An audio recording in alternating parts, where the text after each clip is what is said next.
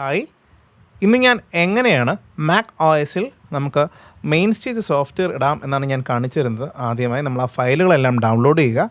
ഞാൻ എൻ്റെ ഡൗൺലോഡ്സിൽ പോകുന്നു. ഞാൻ ഡൗൺലോഡ്സിൽ ഒരു ഫോൾഡറിനകത്താണ് ആ ഫയൽസ് എല്ലാം ഇട്ടിട്ടുള്ളത്. അപ്പോൾ ഇത്രയുമാണ് നമുക്ക് മെയിൻ സ്റ്റേജ് ചെയ്യാനായിട്ട് വരുന്നത്.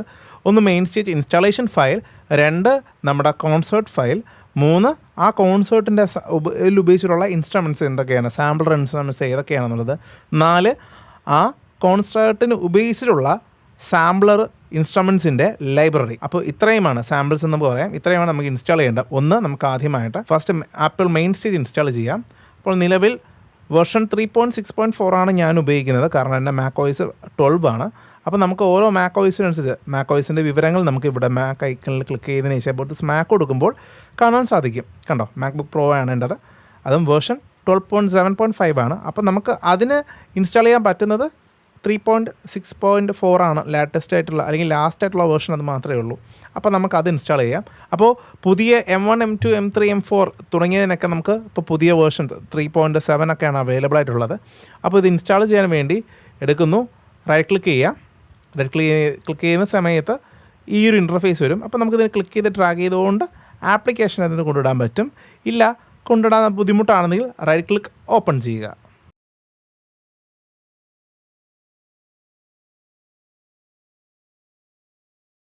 അപ്പോൾ നമുക്ക് ഇങ്ങനൊരു പേജ് വരും.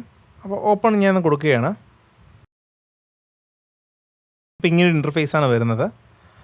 നമുക്ക് എങ്ങനെയാണ് ഇതിൽ പുതിയൊരു കോൺസെർട്ട് ലോഡാക്കാം എന്ന് കാണിച്ചത്. അപ്പോൾ നമുക്ക് ഇത്രയേ ഉള്ളൂ. മെയിൻ സ്റ്റേജ് ഇൻസ്റ്റാൾ ചെയ്യാൻ വളരെ എളുപ്പമാണ്. ചിലർക്ക് ഇൻസ്റ്റാൾ ചെയ്യുന്ന സമയത്ത് പുതിയ പാസ്വേഡ്, നമുക്ക് ലാപ്പിൻ്റെ പാസ്വേഡൊക്കെ ചോദിച്ച് ഇൻസ്റ്റാൾ ആകുന്ന രീതിയിലും പോകാറുണ്ട്.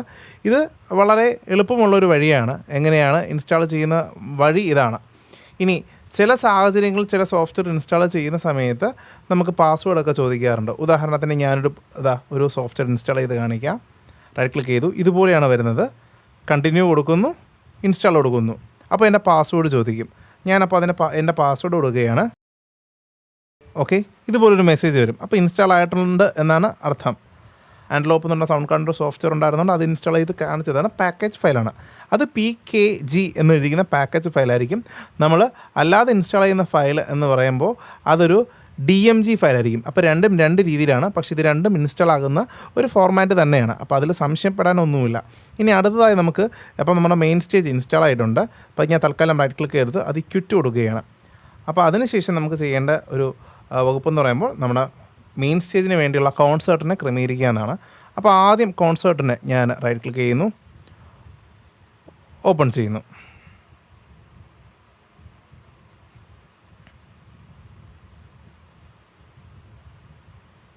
കോൺസെർട്ട് ഓപ്പൺ ആയി വരാൻ സ്വല്പ സമയമെടുക്കും. ഏതാണ്ട് 15 GB സൈസ് ഉണ്ട് കോൺസെർട്ടിന്. അപ്പോൾ നമുക്ക് അത്ര നേരം ഒന്ന് ജസ്റ്റ് വെയിറ്റ് ചെയ്യാം. അപ്പോൾ നമ്മുടെ അൺസിപ്പ് കഴിഞ്ഞിട്ടുണ്ട്. അൺസിപ്പ് ചെയ്ത് നമുക്ക് ഇതുപോലൊരു ഫയൽ കിട്ടാൻ ഉള്ളൊരു സാധ്യതയുണ്ട്. അതിനുശേഷം നമുക്ക് രണ്ടാമത്തെ ഫയൽ അൺസിപ്പ് ചെയ്യാം, സാമ്പിൾ ഇൻസ്ട്രുമെൻറ്റ്സ് എന്ന് പറയുന്നത്.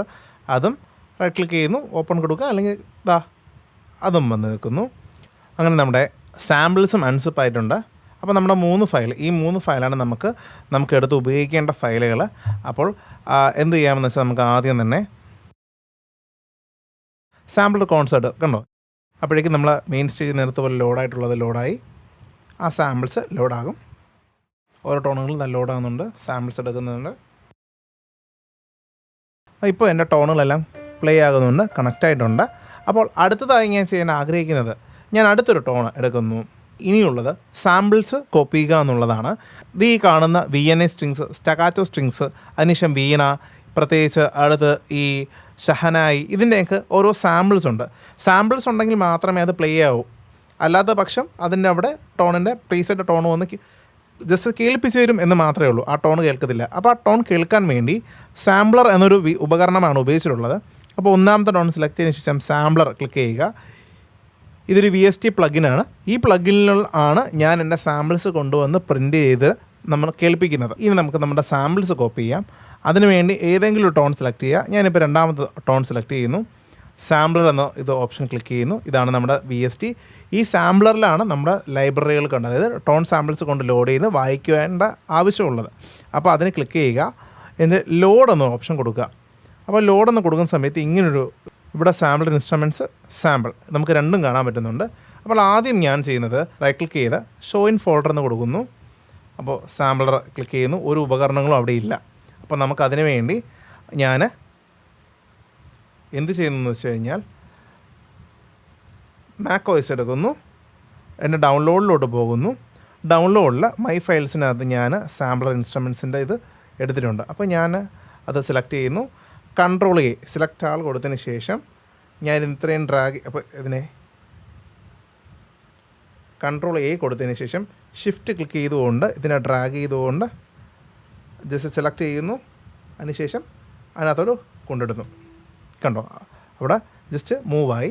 അതിനുശേഷം സാമ്പിൾസ് എന്നൊരു ഓപ്ഷനകത്തും സാധനങ്ങളില്ല. അപ്പോൾ നമ്മൾ ഡൗൺലോഡ് ചെയ്തിട്ടുള്ള സാമ്പിൾസ് എടുക്കുന്നു. എടുത്തതിന് ശേഷം അതും സെലക്ട് ആൾ ചെയ്തതിന് ശേഷം ഷിഫ്റ്റ് ക്ലിക്ക് ചെയ്തുകൊണ്ട് ഡ്രാഗ് ചെയ്തുകൊണ്ട് ഇടുന്നു. ഇനി ഷിഫ്റ്റിൽ കൈയെടുക്കുന്നു, കൊണ്ട് പ്ലേസ് ചെയ്യുന്നു. അപ്പോൾ അത് മൂവായി. അപ്പോൾ നമുക്ക് അത് അത്രയും സാധനങ്ങൾ വന്നിട്ടുണ്ട്. ഇനി ജസ്റ്റ് ഒന്ന്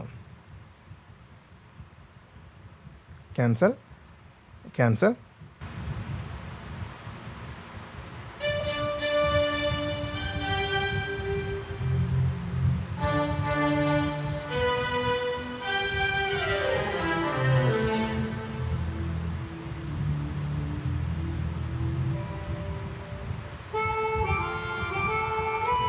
ഇതൊക്കെ ഞാൻ ക്രിയേറ്റ് ചെയ്ത ടോണുകളാണ്. ഇതൊക്കെ ആ സാമ്പിൾ ഫയൽ ഉണ്ടെങ്കിൽ മാത്രമേ പ്ലേ ആകത്തുള്ളൂ.